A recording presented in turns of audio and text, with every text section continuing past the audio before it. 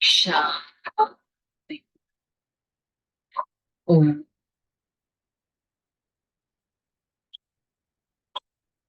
శాంతి. ఓం.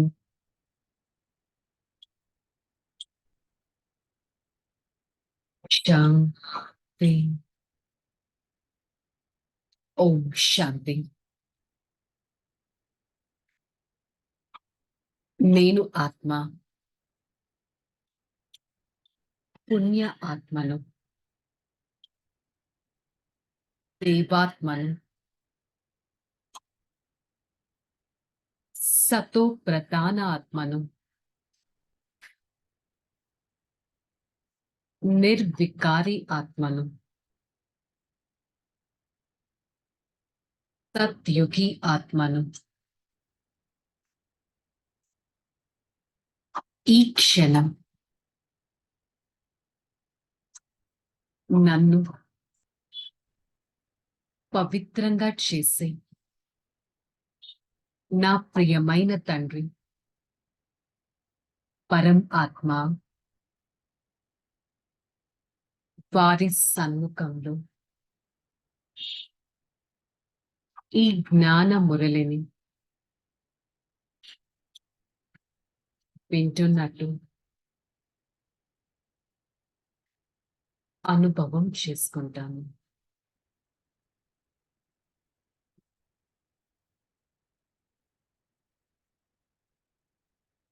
శాంతి.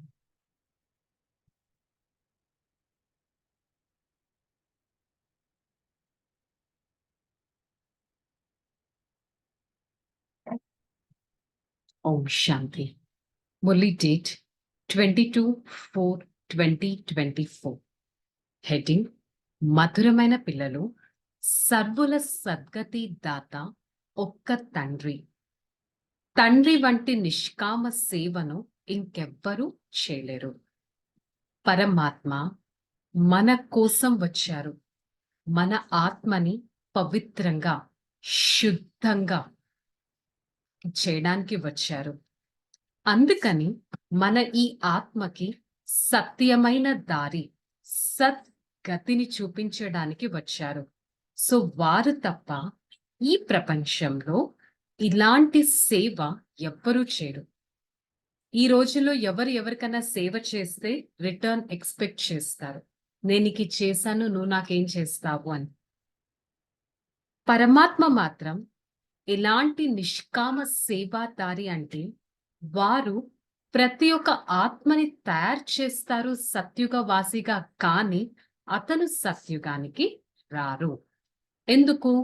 అక్కడ పరమాత్మ రావాల్సిన అవసరం కూడా లేదు. ఎందుకంటే ప్రతి ఆత్మ పుణ్యాత్మగా, నిర్వికారిగా ఉంటుంది కాబట్టి. నేను ఆత్మ పరమాత్మ లాంటి నిష్కామ సేవను చేయగలుగుతున్నానా చెక్ చేసుకోవాలి. ప్రశ్న: కొత్త ప్రపంచాన్ని స్థాపన చేయడానికి తండ్రి ఏ శ్రమ చేయాల్సి ఉంటుంది? పూర్తిగా అజామిల్ లాంటి పాపులను లక్ష్మీ నారాయణల వలె పూజ్య దేవతలుగా తయారు చేసే శ్రమ ఒక్క తండ్రి చేస్తారు. మరి తండ్రి పిల్లలైన మిమ్మల్ని దేవతలుగా తయారు చేసే శ్రమ చేస్తారు. మిగిలిన ఆత్మలందరూ శాంతి ధామానికి తిరిగెళ్తారు. సో ఉన్నవారందరూ పరమాత్మని క్యాచ్ చేయలేరు. ఎవరైతే పురుషార్థం చేసి తయారవుతారో వారు సత్యుగానికి వెళ్తారు. మిగిలిన ఆత్మలన్నీ పరంధామానికి వెళ్తాయి. మళ్ళీ తన పాత్రకి తను రావాల్సి వస్తుంది. ప్రతి ఒక్కరూ తమ లెక్కాచారాల్ని సమాప్తం చేసుకొని యోగ్యులుగా అయ్యి తిరిగి వెళ్ళాలి. సో పరంధామానికి వెళ్ళడం నిశ్చితం. అందరూ రిటర్న్ జర్నీ చేయాల్సిందే. ప్రపంచం ఎప్పటికీ ఇలాగే ఉండదు. దీనికి కూడా ఒక అంతం అనేది ఉంటుంది.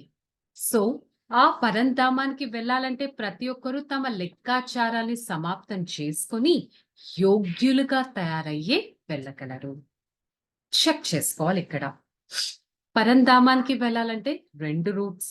ఒకటా నేను ఆత్మ శుద్ధంగా తయారవ్వాలి. అంటే అలాంటి పనులే నేను చేయాలి. ఇంకొకటా పనిష్మెంట్స్ అనుభవించి నా లెక్కాచారాన్ని సమాప్తం చేసుకొని ఈ ఆత్మని క్లెన్జింగ్ అనేది చేసుకోవాలి. అప్పుడు పరంధామానికి వెళ్ళగలను.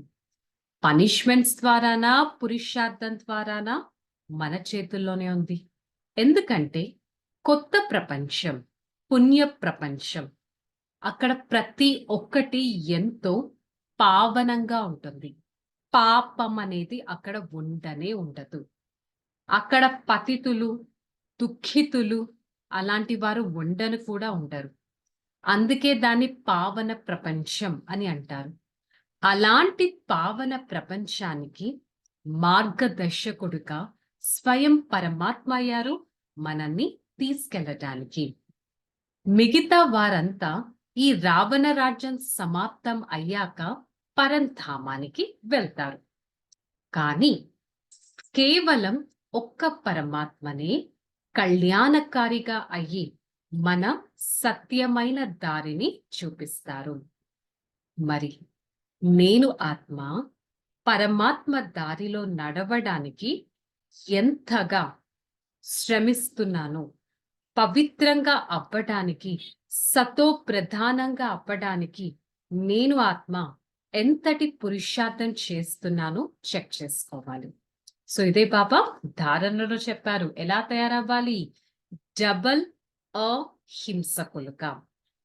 బయటకి కనిపించే ఎలాంటి స్థూలమైన హింస చేయకూడదు, సూక్ష్మమైన హింస కూడా చేయకూడదు.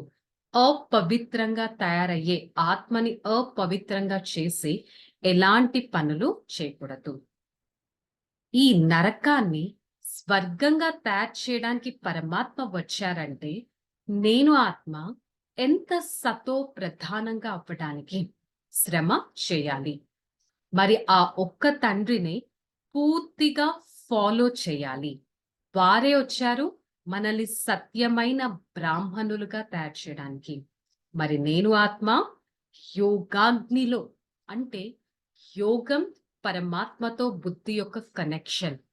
ఈ యోగం ఎలా చేయాలంటే, ఎంత డీప్ మెడిటేషన్ చేయాలంటే, ఈ నేను చేసిన ఈ పాపాలని సమాప్తం అవ్వాలి, లెక్కాచారాలు సమాప్తం అవ్వాలి. దీనికోసం సదా జ్ఞాన చితి పైన కూర్చోవాలి. అంటే సదా జ్ఞానం యొక్క మంతనలో, జ్ఞానం యొక్క డెప్త్లోకి వెళ్ళగలగాలి. మరి ఈ రోజుటి వరదానం, నిస్వార్థ మరియు నిర్వికల్ప స్థితి ద్వారా సేవ చేసే సఫలత మూర్తభవ. నేనేం చేసినా అదొక సేవగా భావించి చేయాలి. మరి నేను ఆత్మ ప్రతి యొక్క సేవలో సఫలతను తీసుకోవాలంటే నిస్వార్థంగా ఎలాంటి నెగిటివ్ సంకల్పాలు లేని స్థితిని నేను మెయింటైన్ చేయాలి. ఈ స్థితిలో ఉండి నేను సేవ చేస్తే ఏమవుతుంది? నేను సదా సాటిస్ఫైడ్ అవుతాను. ఏం చేసినా నెగటివ్ ఆలోచించను, స్వార్థంతో చేయను. ఇలా చేస్తే సాటిస్ఫై అవుతాను. అట్ ద సేమ్ టైం నాకు హ్యాపీనెస్ వస్తుంది, హర్షితంగా ఉండగలను. నేను అలాంటి సేవ చేస్తే ఆ సేవ తీసుకున్న ఇతరులు కూడా అలాంటి సంతుష్టతే పొందుతారు. సేవలో సంఘటన ఉంటుంది. సంఘటనలో రకరకాల విషయాలు వస్తాయి, రకరకాల ఆలోచనలు నాటుస్తాయి. కానీ అనేకతతో తిక్కమక పడకండి.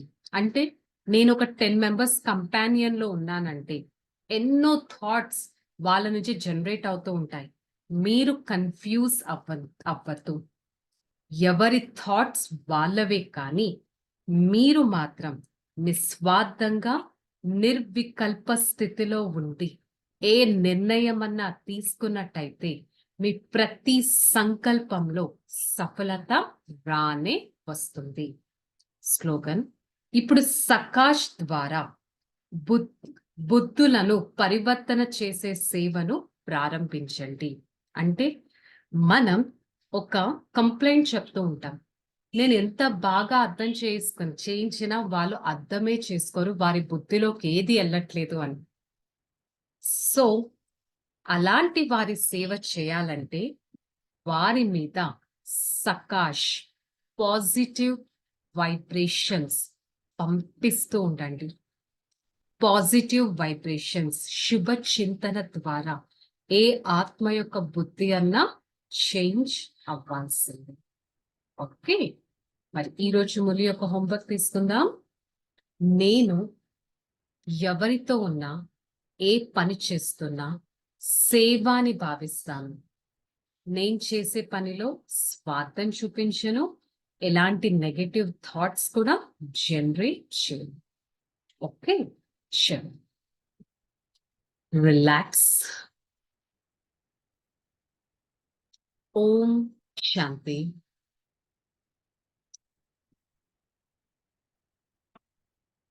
నేను ఆత్మ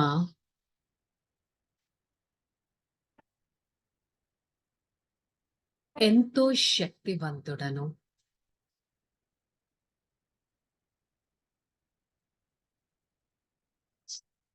నా నుంచి నలువైపులా శక్తిని వ్యాపిస్తున్నాను.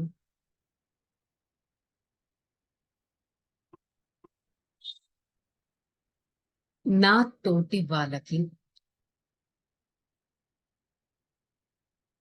ఆత్మిక శక్తిని ఇస్తున్నాను.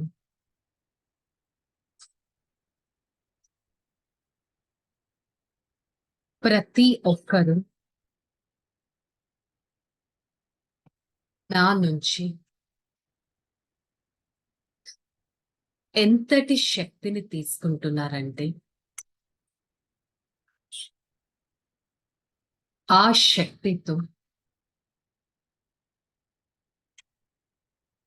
వారు శీతలంగా తయారవుతున్నారు.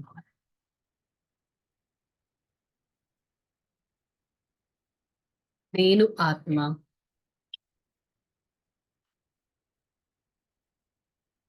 ఎవరిని కలిసినా,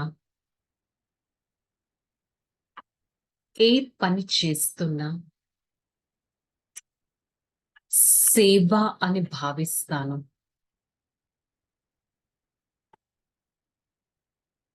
నేను చేసే పని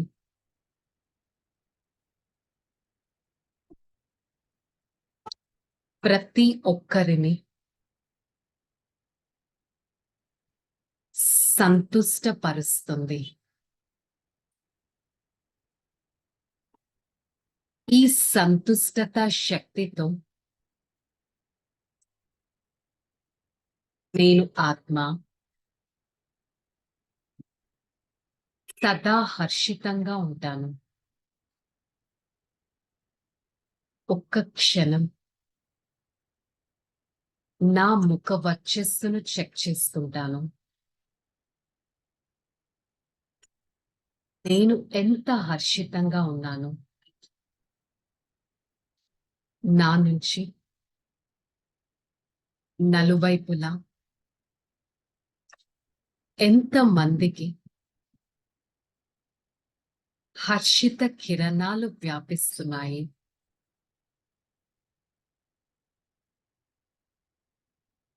నేను ఆత్మ సదా నా ఆత్మిక స్థితిలో ఉంటూ ఆత్మాభిమానిగా ఉంటూ నా కర్మేంద్రియాలను శాంతిగా శీతలంగా చేసి ప్రతి అడుగును ఎంతో జాగ్రత్తగా వేస్తాను.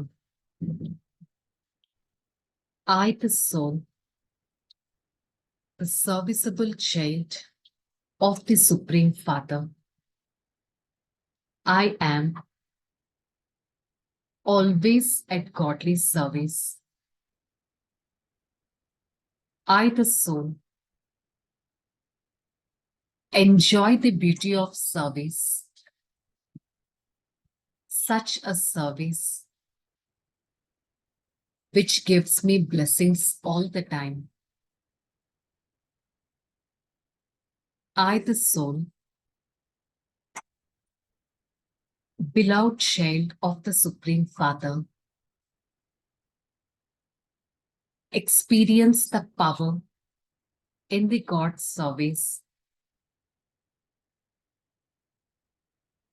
and experience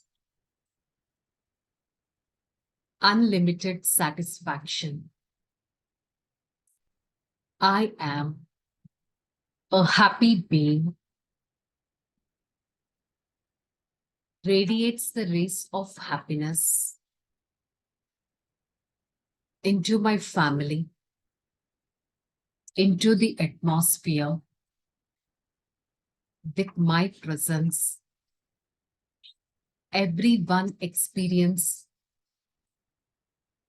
the same unlimited happiness, which makes them cheerful all the time. Acha, I, the soul, a happy being, a serviceable child, a divine personality, and the God's loving child. Om Shanti, Shanti, Shanti. I, the soul, take the rays of happiness from the Supreme Father. Spread such happiness to every part of this body. With the God's help, I'm going to experience a true happiness in my life. Om Shanti.